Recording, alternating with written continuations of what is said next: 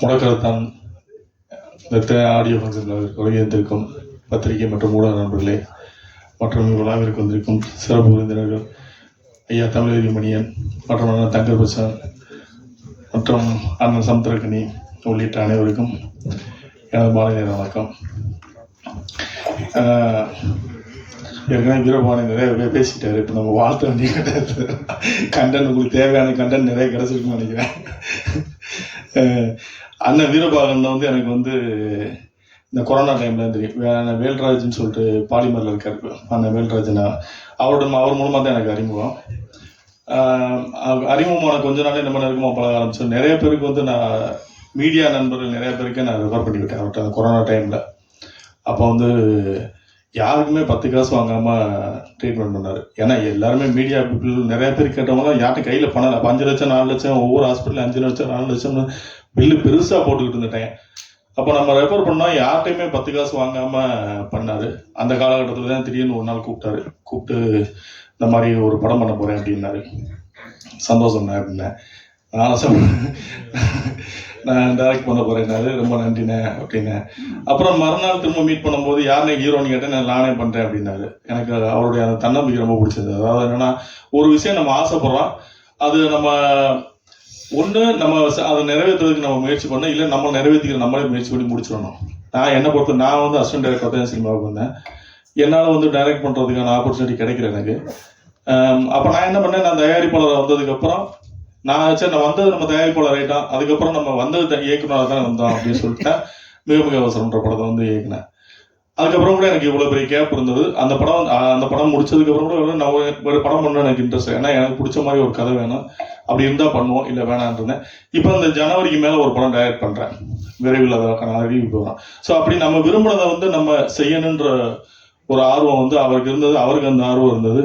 So இந்த படத்தை அவர் தயாரித்தார். அதில் எனக்கு ரொம்ப இந்த படத்தில் பிடிச்ச விஷயம் என்ன, எப்போவுமே ஒரு படம் நம்ம அந்த படம் இந்த சமூகத்தில் ஏதாவது ஒரு மாற்றத்தை படம் பண்ணுறோம், ஒரு மாற்றத்தை உருவாக்கணும், ஏதாவது ஒன்று நடக்கணும். அந்த படத்தினால ஒன்று கமர்ஷியல் கிட்ட அடிக்கணும், இல்லைன்னா அந்த சமூகம் அந்த படத்தினால சமூகத்தில் ஏதாவது ஒரு மாற்றம் உருவாக்கணும். அப்படி இந்த படத்தில் சில விஷயங்கள் அவர் பண்ணியிருக்காரு. இந்த கதை தேர்வு எனக்கு ரொம்ப பிடிச்சிருந்தது. அதில் சமுத்திரக்கனியெல்லாம் சொன்னோன்னு நடிச்சு கொடுத்துருக்காங்க. சமுத்திரக்கனி கொஞ்ச நேரம் பண்ணாலும் சிறப்பாக பண்ணி கொடுத்துருக்காரு. மற்ற நடித்த மகானா அவங்க கதாபாத்திரத்தை சிறப்பாக பண்ணியிருக்காங்க. அப்புறம் காமெடி நடிகர்கள் அம்பானி சங்கர், நம்ம காதல் சுகுமார், ஷாம், அவங்களுடைய அந்த கேரக்டர்லாம் கொஞ்சம் நல்ல காமெடி நல்லாவே பண்ணியிருக்காங்க. அவர் என்ன நினைச்சாரோ அதை சிறப்பாக பண்ணியிருக்காரு. எனக்கு இதில் அவர் சொல்ல வந்த விஷயம் எனக்கே நான் அப்புறம் தான் அந்த படம் பார்த்ததுக்கு அப்புறம் தான் நான் அதை மானிட்டர் பண்ண ஆரம்பித்தேன். அன்பிற்கினிய டாக்டர் வீரபாபு அவர்களே, கலை உலகில்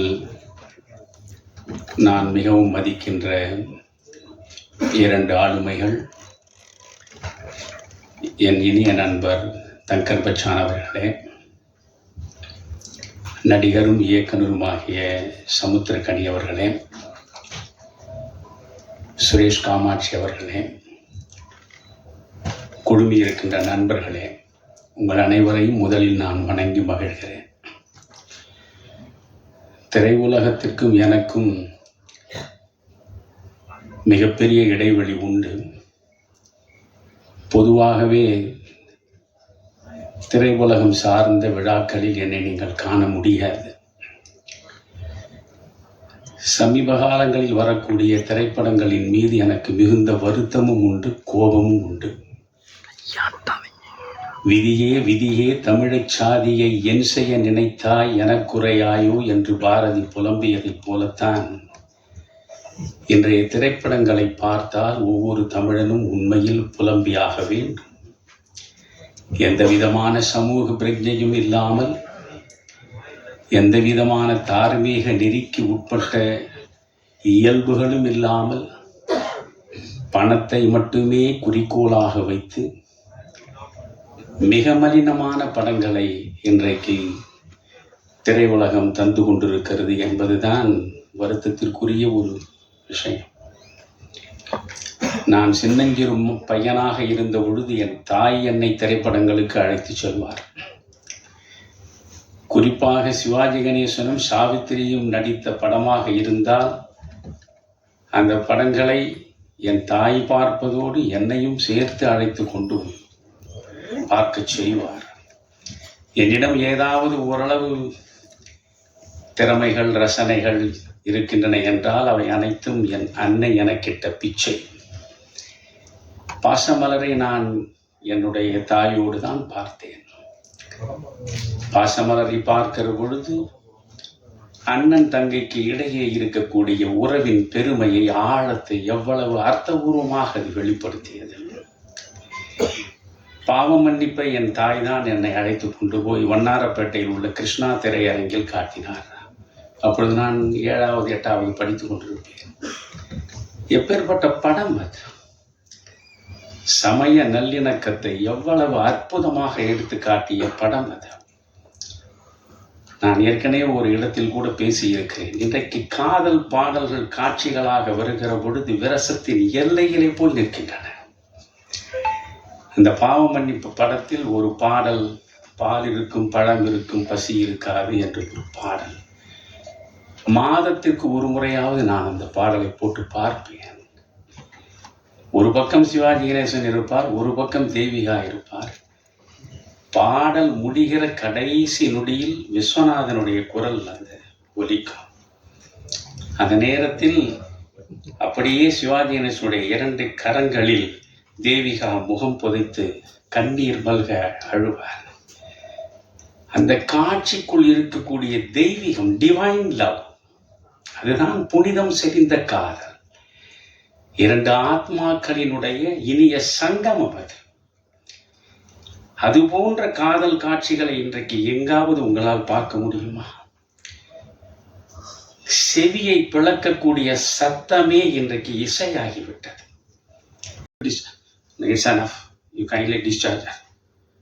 சாயந்தரம் ஆக்ஷன் வந்துட்டான், வீட்டுக்கு வந்துட்டேன். இரவு பூரா தூக்கம் இல்லை. நமக்காக ஒரு 40 ஆண்டுகள் நமக்காகவே வாழ்ந்தவள். எந்த விதமா ஒரு வரட்டு மனிதனுக்கு அவளுக்கு என்னை கரம் பற்றியதால் அவளுக்கு எதுவுமே கிடைக்கல.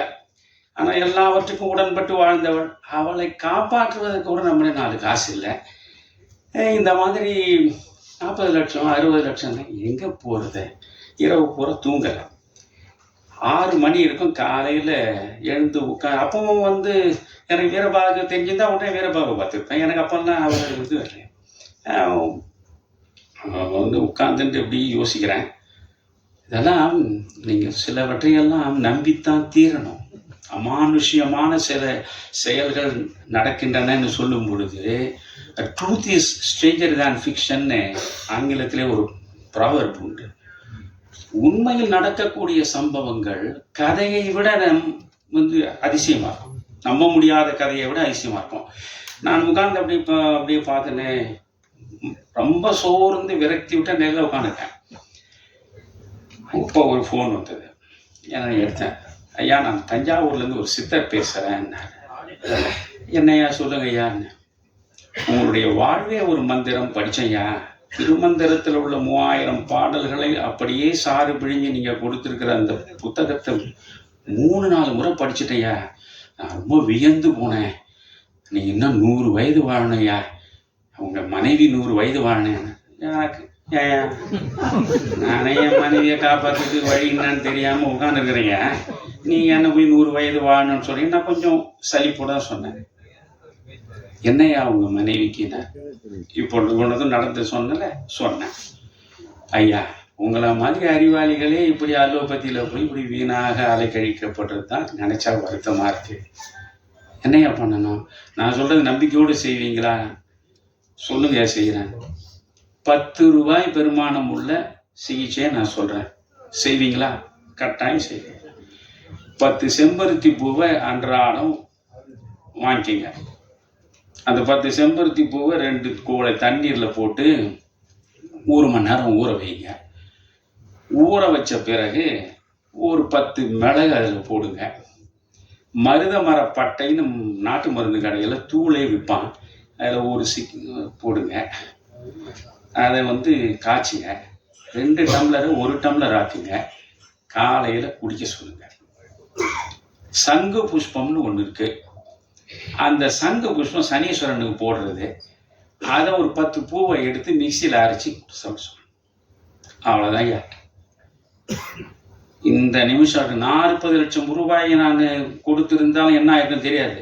இப்போ என் மனைவி இது நடந்து ஏறக்குறைய 8-9 மாதம் ஆகிறது. அவள் படுக்கையை விட்டு எழுந்திருக்க மாட்டான். முன்ன அலோபதியில் லட்சக்கணக்கில் கொடுத்த போதும் இப்போ வீட்டுக்குள்ளேயே அவள் குறைந்தது ஒரு 10 நிமிடமாவது இங்கே அங்கே நடக்கிற நிலையில் இருக்கா, ஆரோக்கியமாக இருக்கா. இந்த ஆரோக்கியத்தை 10 ரூபாயில நான் 10 ரூபாயில இப்பவும் செம்பருத்தி பூ தான் கொடுக்குறேன், அந்த சங்கு புஷ்பம் தான் கொடுக்குறேன். நல்லா இருக்கா? அப்போ இந்த மண்ணில் எப்பேற்பட்ட மருத்துவம் அது. அந்த மருத்துவம் நம்ம தங்கர் சொன்ன மாதிரி தான். ஒரு மரம் என்றால் மரத்தினுடைய வேர், அதனுடைய பட்டை, அதனுடைய பூ, அதனுடைய கிளை, அதனுடைய இலை எல்லாமே மருத்துவ குணம் உள்ளது. ஒரு மனிதர் இப்ப சமீபத்துல எனக்கு ஒரு நெருங்கிய நண்பருடைய மனைவி, அவங்க என்னென்னோ வைத்தியம் பண்ணாங்க. காலெல்லாம் வீங்கி போச்சு, கையெல்லாம் வீங்கி போச்சு, முகமெல்லாம் இதுவாகி போயிட்டு அப்படி நிமிர முடியல, உட்கார முடியல, குனிய முடியல. ரொம்ப பயந்துட்டாங்க இந்த அம்மா. கடைசியில் என்னன்னு பார்த்தா ஒரு ஹாஸ்பிட்டல். அந்த ஹாஸ்பிட்டலை கொண்டு போய் 2 நாள்ல 43,000 ரூபாய் பில்லை போட்டான். அந்த கேட்ட நான் போய் சொன்னேன், அம்மா நீங்கள் இந்த 2 நாளில் என்ன பண்ணுங்க, இல்லை வைரல் ஃபீவர்னு சொல்கிறாங்க சொல்லிட்டான்ல, முதல்ல இந்த இடத்த விட்டு புறப்படுங்க. ஏன்னா நான் ஏற்கனவே நிறைய பட்டிருக்கேன். இந்த 43,000 புறப்படுங்க, இல்லைன்னா உங்களை இப்படியே உட்கார வச்சு ஒரு 34 மாதம் வச்சு ஒரு 20 லட்சம் ரூபா வாங்குவான் அப்படின்னு அழைச்சி நான் சொல்கிற இடத்துக்கு நீங்கள் போகிறீங்களா, சொல்லுங்க ஐயா, நான் டாக்டர் வீரபாகுண்ட உங்களை அழைச்சி போகிறேன். அவங்களையும் அவர் கணவரையும் அழைச்சிமா விட்டேன். ஒரே வாரம் தான் அந்த அம்மா கம்பீரமா பழைய நிலையில எழுந்து சிக்கனாவது குனியாவது எல்லாவற்றும்.